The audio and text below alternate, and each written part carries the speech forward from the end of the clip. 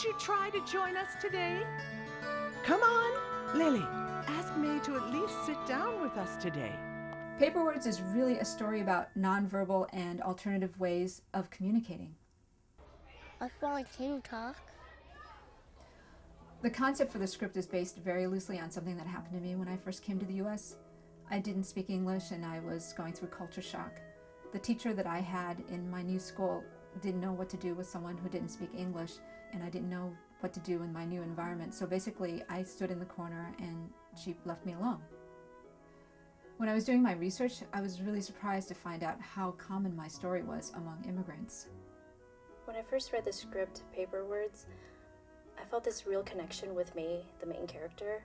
I felt like she was telling my story, because going through kindergarten was actually a pretty rough time for me. There was like this language barrier for me. Even though I spoke perfect English, it felt like I couldn't go to the teacher and tell her what I was feeling because I was afraid something bad was going to happen to me. I wrote the script back in 2003 and really wanted to do it as a live action piece, but I was always concerned that the magical aspect would be hard to pull off. So eventually I thought about doing this in animation because it would be able to give me that magical quality I was seeking, even though I knew it would be a very long process. When we create an animation, we will run through a few different steps. The first thing we'll do is concept art, and when we create concept art, we're designing each of the characters and environments that you'll see in the film. Then we will move on to creating storyboards. And storyboards are a visual representation of the film in very small picture form. Then we'll move on to the animatic, and we will take the storyboards and scan them all in, and then we'll edit them to sound and dialogue. Once the animatic is completed, we will move on to modeling. When we're modeling, we'll take all of the character designs and we'll create them in 3D. After modeling, we'll take all of the models that we've created in 3D and we will flatten them out and create texture maps. Off of these flattened characters, we'll then paint the required materials for each character, and then those will get applied back onto the character.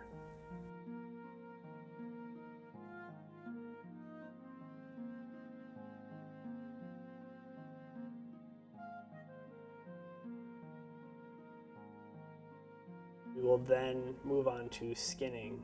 And when we skin the character, we will put bones in all of the 3D objects, and these bones will be used to create the animation. And then we'll create a blocking reel. And what a blocking reel basically is a rough representation of the overall 3D project. We'll get character positions figured out as well as the overall environment scene.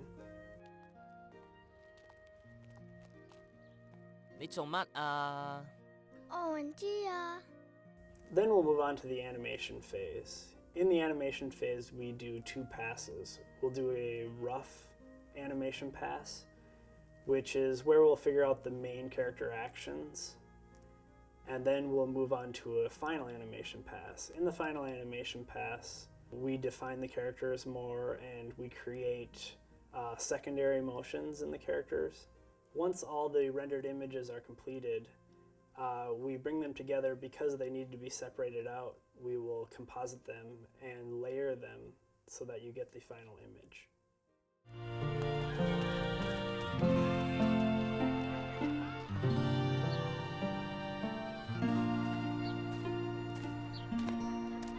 喂，行咯。你今日喺學校做啲乜嘢啊？你做乜啊？我唔知啊。今日返學有冇好啲啊？冇。我咁唔中意返學啦。